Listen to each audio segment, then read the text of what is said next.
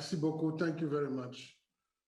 Permettez-moi de remercier les organisateurs. I would like first to thank the organizers of this important high-level dialogue for highlighting the climate and COVID-19 emergencies. And I would like to pay a particular tribute to Secretary General of the United Nations, Guterres, and also to the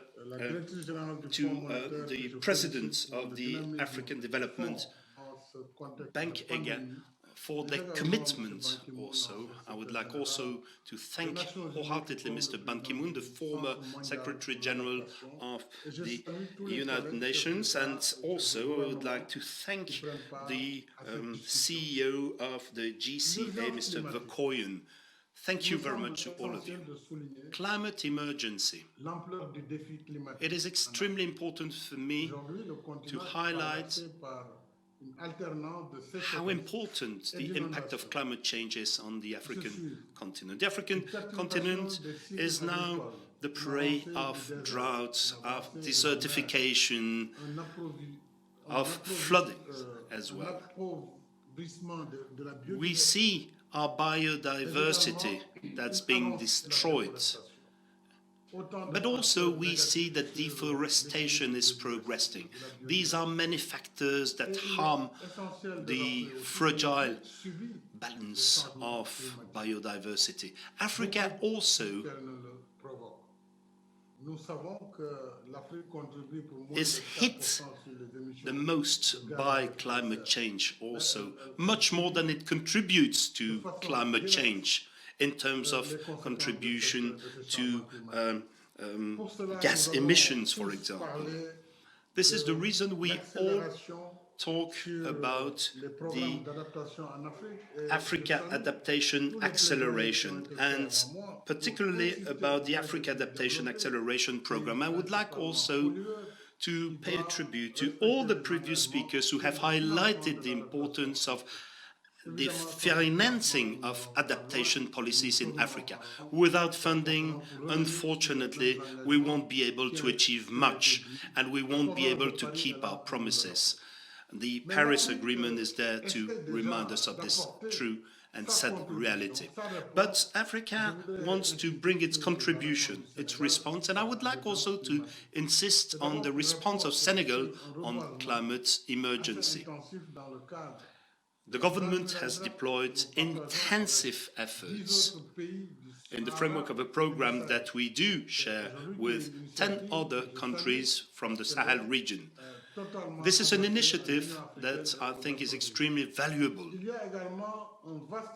It is also supported by the African Union and the United Nations. There's also a vast program of windmills, wind parks, renewable energies, but also hydroelectricity, gas production also, which ensure a good energy transition now. And now, more than 30% of clean energy is being produced in Africa.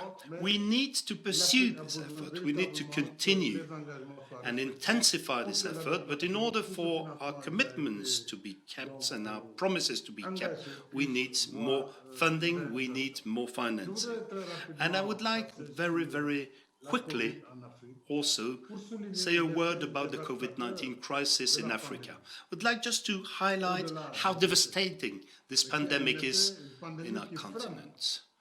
This pandemic is extremely harmful to Africa. Over the past 25 years, our continent has known a very positive growth, with a real acceleration that was noted in recent years. But unfortunately, due to COVID-19 crisis, all efforts have been reduced to nil. Everything has been put at a standstill.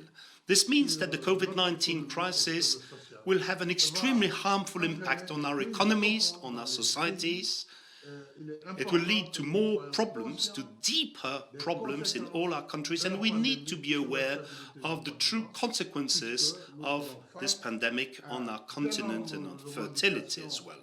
tout à fait légitime d'ailleurs des populations. And of course, face aux pertes our d'emploi, populations face également have aux concerns, entreprises qui vont absolutely fermer, legitimate et devant concerns les about difficultés de mobiliser the jobs that they have sur lost, cela, about the je companies salue that l'initiative du G20 sur la were dette. bankrupt. And they have Ça a été major une initiative concerns, I understand importante qui them. doit And I would like to prolonger sur l'année 2022. also pay tribute to various initiatives that have been taken so far.